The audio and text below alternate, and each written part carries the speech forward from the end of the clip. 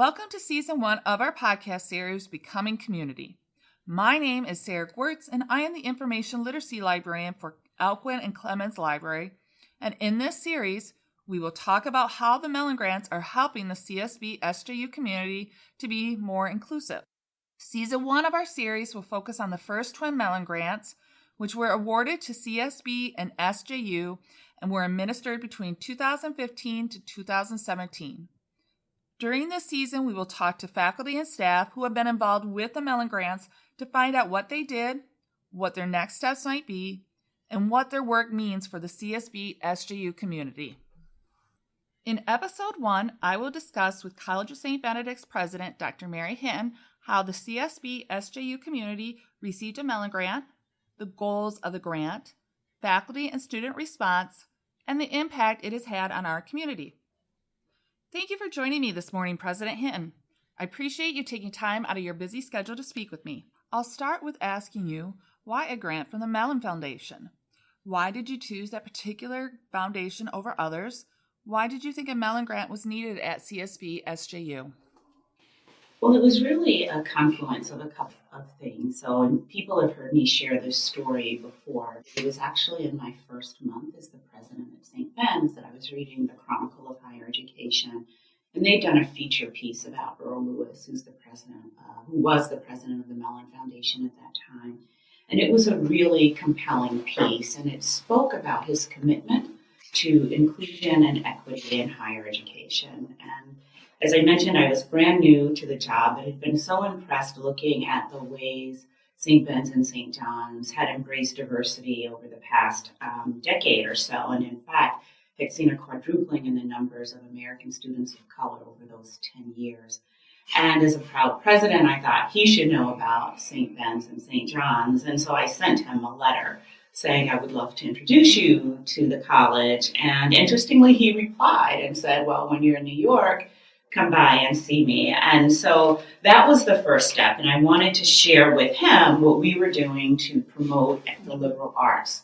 The other part that I wanted to share with him was our Benedictine value of living in community, that it's not just about the education you receive, it's about how we gather together and to really talk through with him some of the gaps we were seeing in that communal perception. And so those pieces were there, and I was having this conversation with Earl.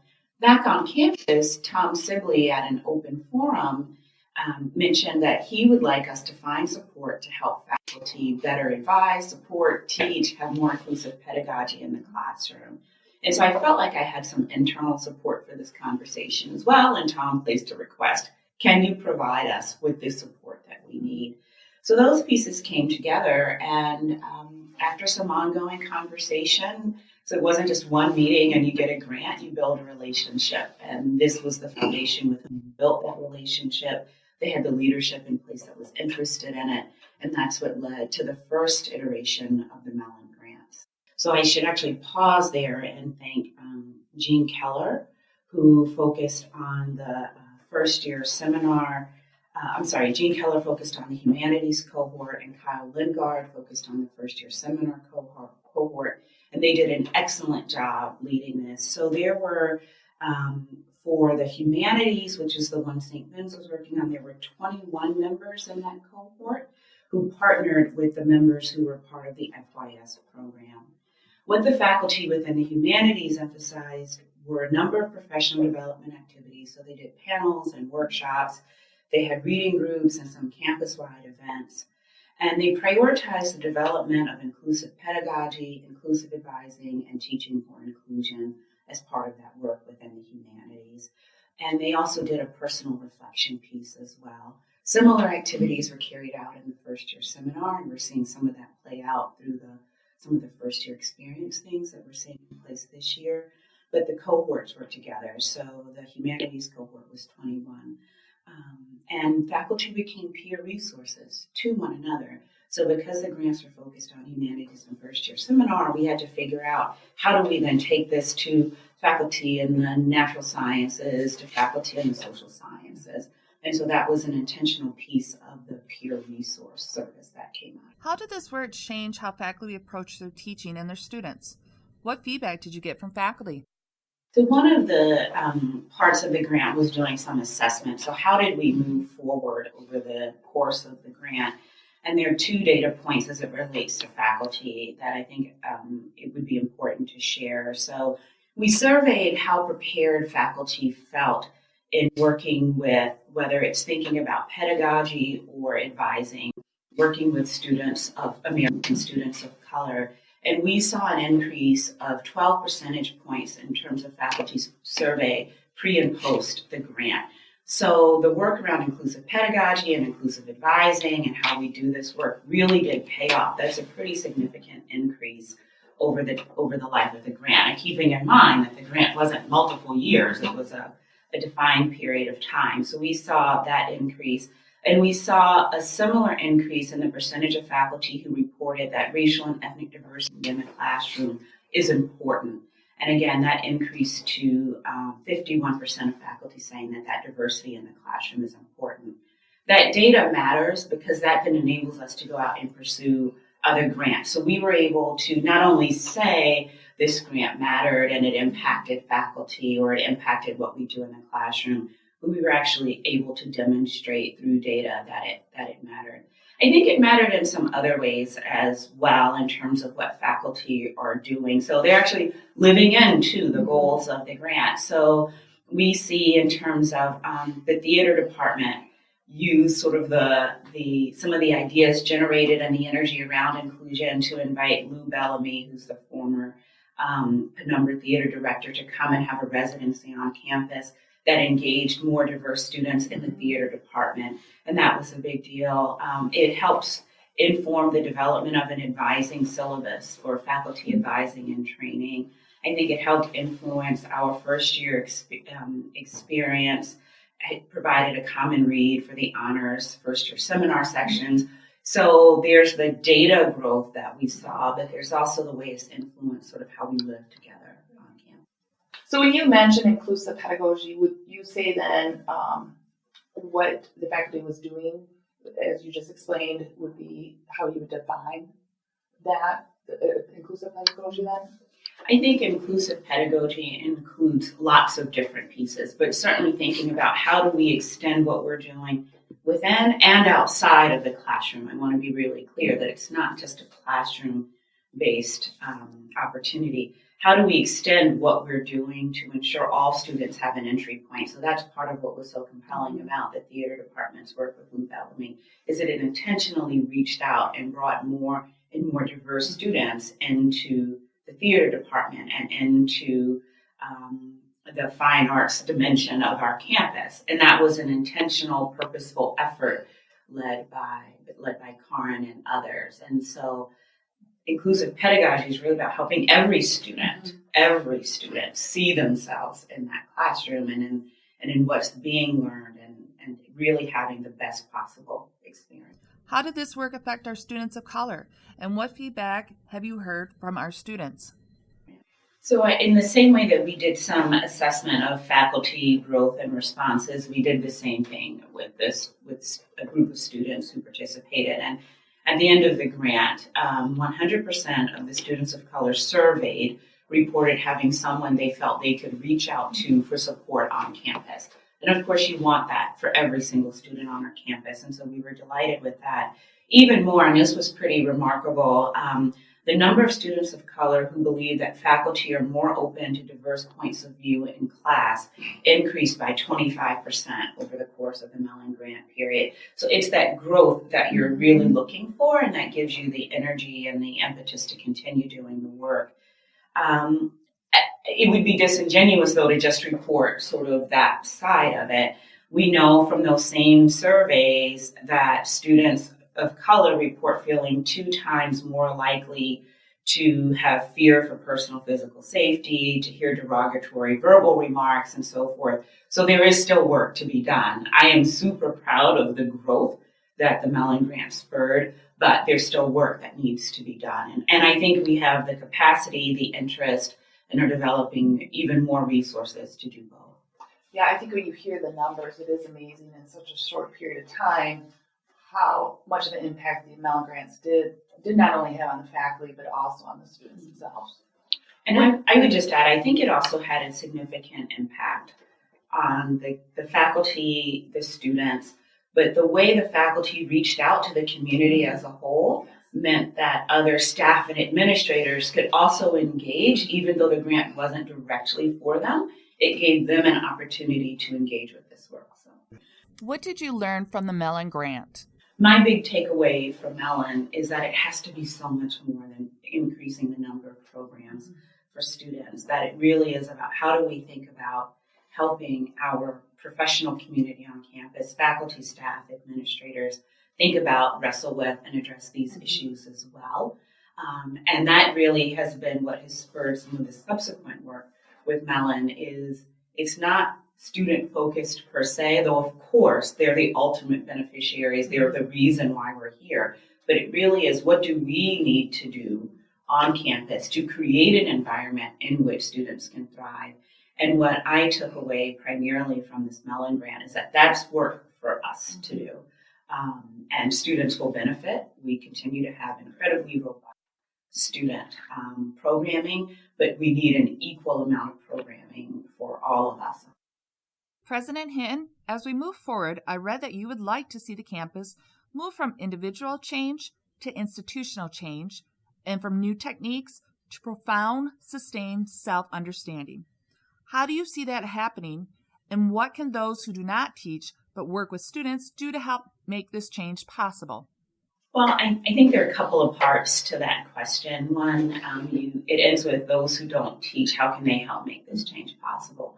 The campus community relies on everyone. Certainly the academic enterprise is the heart of the campus, so the work with faculty is critically important, but students exist outside of the classroom as well. So we all have a part in this work, and that goes back to my earlier comment about making sure that we're working with the professional community on campus. In terms of moving from individual change to institutional change, it's really moving beyond how an individual feels to how our institutions behave. So how do we think about how we as institutions want to be in the world as it relates to inclusion? What's our mission commitment? What's our mission call to that? How do we think about how we prepare our students to go out and live in a very dynamic and diverse world? How do we remain relevant in a changing market? That is in part about changing hearts and minds, yes, but it's also about how we behave as an institution as a whole. And it's from just programming, let me put these programs in place that you can go to really thinking about what does it mean to be a Catholic and Benedictine residential liberal arts institution. So if you look at any of the research, there's the first level change, which is the heart and mind and cultural competency work, and then the second level change, which is really at the institutional level. I read over the article you and President Hemeseth wrote in Headwaters, which was published this past spring, that discusses the Mellon Grant. In it, you mention inclusion ecosystem. What does that mean, and how do you think we are getting closer to creating one? Well, I think it's important to clarify that inclusion means everyone. It means all of us, everyone. And so when we think about an inclusion ecosystem, we think about inclusion on multiple dimensions. Certainly we think about it in terms of race and ethnicity, but there's economic diversity, geographic diversity, religious diversity, diversity of abilities, sexual orientation and gender identity, perspective and thought. So we have to think about inclusion across multiple dimensions when you think about an ecosystem. But an ecosystem acknowledges that we need to make headway in a number of different areas. It's not just one area on campus. This isn't just the faculty's work. It's not just student development work. It's the work of the entire campus ecosystem. So we think about an inclusion ecosystem, and it has impacts, I think, in 4 areas. The curriculum and the co-curriculum, so certainly the things that students experience. The professional development of all of the members in our campus community. How we partner with others in our community. So what are the implications for inclusion for our monastic partners on campus? But what are the implications for our relationship with the communities in which we reside, with local businesses or with big businesses, with St. Joe or with St. Cloud? So how do we partner broadly? And then the 4th area where you think about an ecosystem is around policies, programs, and practices. So what are the ways that we aren't inclusive? How do we name that? Not in a punitive or punishing kind of way, but how do we name it and get better at our policies, programs, and practices to become a more inclusive institution? Going forward, what advice would you give the entire CSB SJU community? What can our community continue to do and start trying to do as we move forward? I give one reminder and one invitation. So the reminder to the community is that inclusion is not, it's not a goal and end point. It's not a destination of a journey. I think it's the way we engage in the journey with each other. This is ongoing work, and it's work that will evolve over time, but it's an ongoing process. And the invitation is to say, come and engage in the work. The Becoming Community program, so Mellon 2.0 as some call it, has organized a number of professional development opportunities. They've been very transparent about what the opportunities are and how you can engage. You can do a one-off, you can become certified, you can become an advanced practitioner. So there are lots of ways to engage and to leverage the wisdom and knowledge on our campus. And so the invitation is to people to engage in this next version of it, to bring forward their ideas, their hopes, their concerns, and to really help us create a campus where we can talk about and surface these issues and engage in this journey as a whole. Do you have any book recommendations for our listening audience to help them work towards inclusivity for everyone? So next week on campus, we will have Amy Reynolds, who is one of the co-authors of Creating Multicultural Change on Campus. The folks at Becoming Community have offered free copies of the book, and I know many, many, many people have accepted those copies. So I would really recommend, in our St. Ben's cabinet read and debriefed yesterday, Creating Multicultural Change on Campus. So I strongly recommend that folks read that, and if they have an opportunity to attend one of Amy Reynolds' presentations next week.